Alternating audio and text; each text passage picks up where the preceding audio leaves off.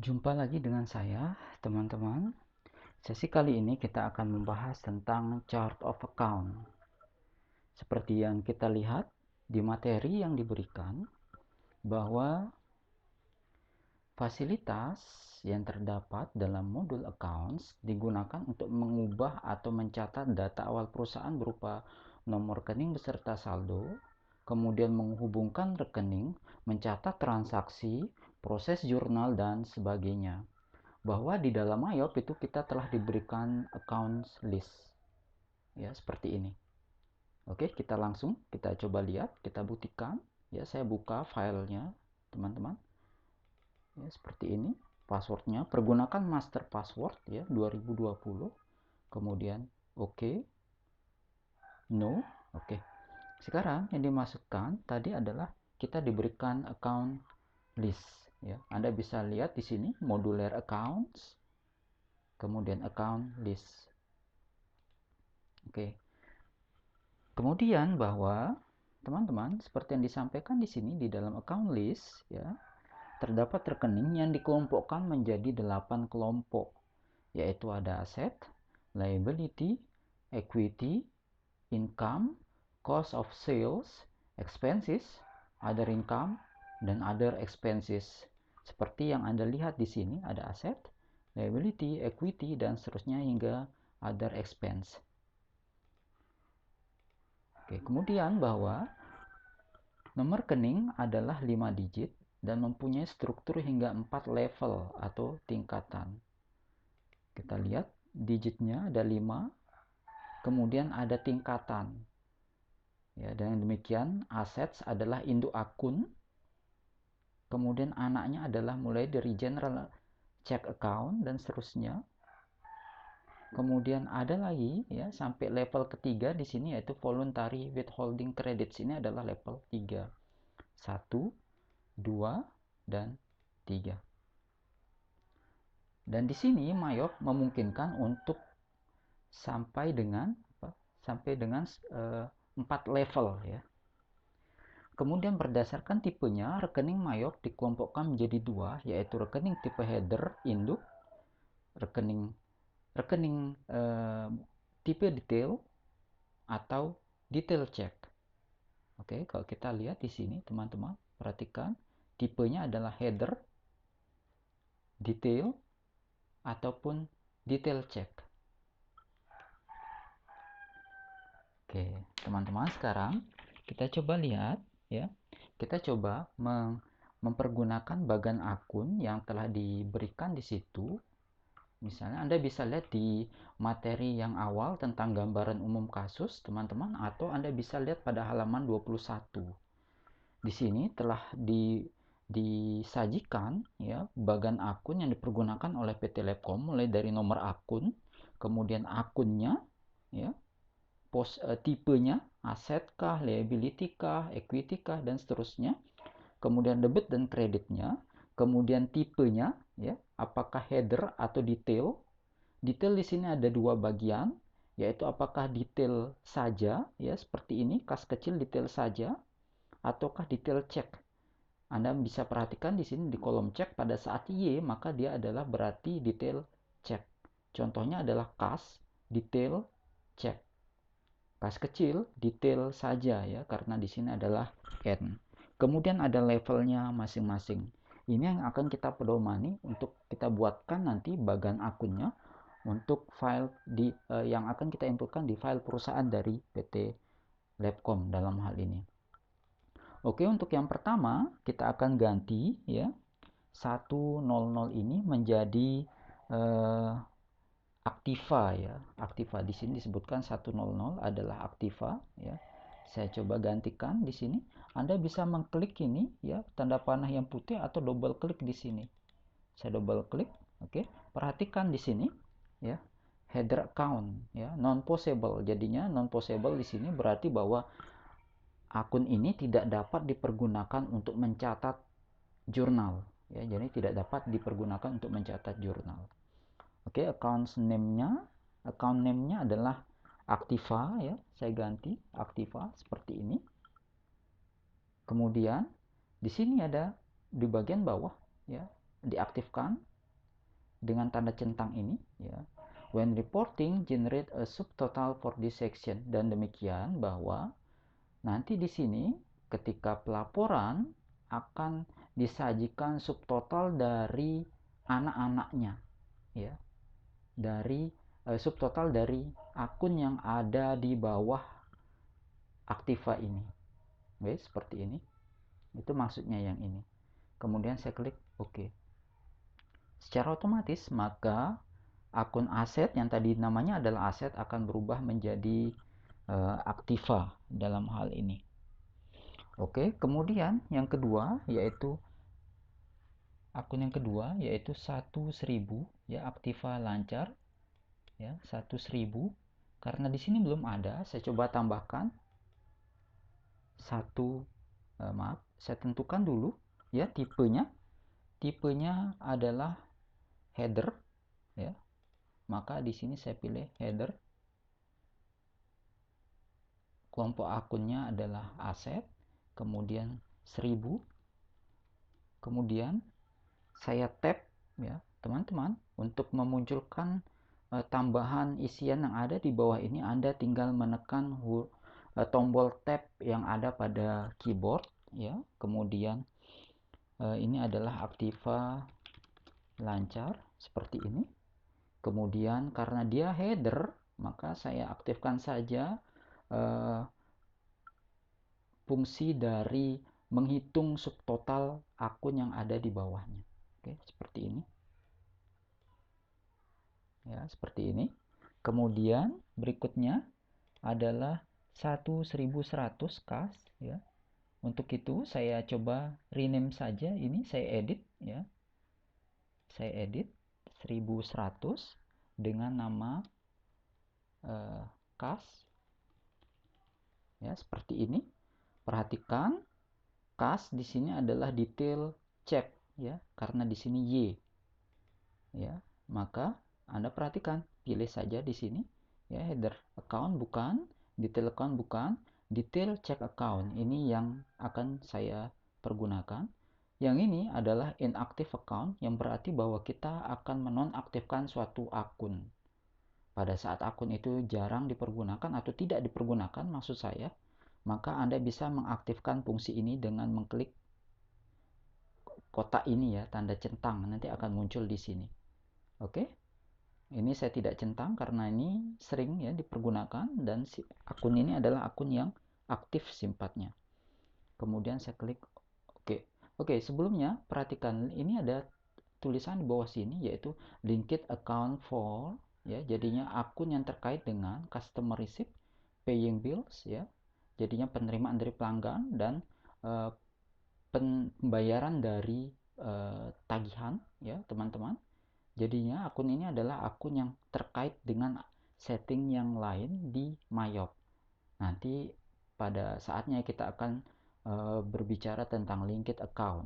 Perhatikan tanda bintang berarti bahwa Anda tidak dapat menghapusnya ya untuk akun ini. Karena apa? Karena dia sudah terkait dengan settingan yang lain di bagian yang lainnya pada program Mayop ini. Oke, nanti pada saatnya kita akan berbicara tentang linked accounts. Kemudian berikutnya yaitu kas kecil 1105 ya. Saya tambahkan new 1105. Saya tekan tab. Kemudian perhatikan untuk kas kecil detail saja ya. Kas kecil seperti ini, detail account, dan OK. Tampak ya. Kemudian bank ya, saya tambahkan new. Untuk akun bank itu Anda bisa lihat bahwa akun bank di sini adalah header ya, 1110 ya. Maka saya pilih header di sini 1110 seperti ini. Kemudian nama akunnya adalah bank. Kemudian when reporting, generate a subtotal for this section ya, seperti ini. Kemudian saya akan tambahkan yang baru. Saya tidak mengklik OK, melainkan klik new di sini seperti ini. Oke, yang berikutnya adalah Bank Pasifik 11111 ya. Saya coba tambahkan. Bank Pasifik di sini adalah detail check ya. Maka saya coba tambahkan 1111, kemudian saya pilihkan detail check ya, seperti ini. Saya tekan tab. Oke. Saldo nanti saja diisi, teman-teman. Fokus kepada menambahkan, mengedit ya dari akun-akun yang ada yang dipergunakan oleh PT Labcom. Kemudian di sini Bank Pasifik, saya tambahkan yang baru, yaitu untuk akun Bank Atlantik ya, detail check account 1112 ya, Bank Atlantik ya, seperti ini, dan oke. Perhatikan ya, saya sudah berhasil menambahkan akun Bank Pasifik dan Bank Atlantik. Oke, kemudian seterusnya ya, kamu bisa lakukan terus, teman-teman ya, lakukan hal yang sama yang seperti saya lakukan ya. Buat seperti halnya pada halaman 21 ya. Jika memang ada akun-akun bawaan dari Mayop, maka Anda biarkan saja ya, seperti undeposited funds, kemudian withholding. Nanti pada saatnya kita akan menghapus semua akun yang memang tidak kita pergunakan. Ya, lanjutkan teman-teman. Oke, untuk akun berikutnya yaitu piutang usaha ya. Piutang usaha di sini ya, akun piutang usaha di sini adalah detail saja ya. Saya akan coba pergunakan ini ya. Saat kodenya adalah 11120.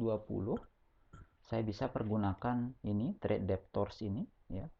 Saya pergunakan ini, saya edit saja. Trade debtors berarti adalah piutang sebenarnya. Ya, saya pergunakan ini piutang usaha 1120. Oke. Piutang usaha ya, seperti ini. Perhatikan linked account for tracking receivables ya. Jadinya untuk melacak adanya piutang ya, teman-teman. Oke, seperti ini. Oke, piutang usaha.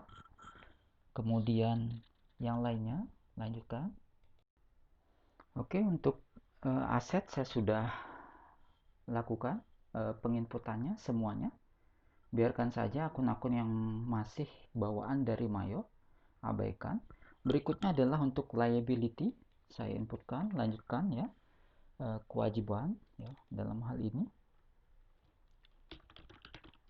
kewajiban. Oke, seperti ini.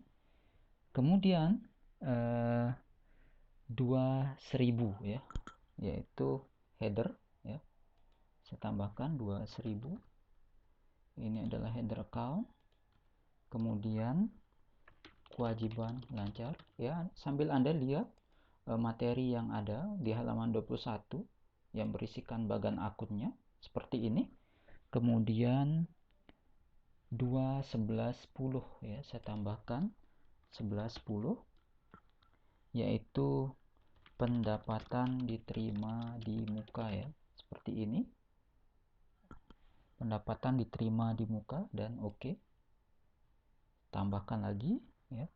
Utang usaha saya ubah ini ya, trade creditors ini sebagai utang usaha.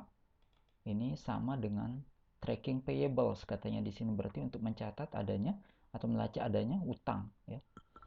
Yaitu 2.11.20 ya. Di sini saya beri nama utang usaha. Kemudian oke ya, seperti ini. Ya, 2.11.20 yaitu utang usaha ya, seperti ini.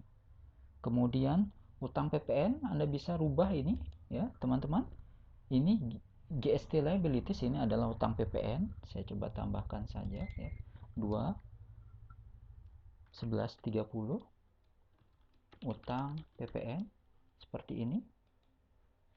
Kemudian GST collected ya, collected berarti adalah ini PPN keluaran ya, PPN keluaran 1131 PPN keluaran seperti ini. Kemudian GST paid itu adalah PPN masukan. PPN masukan.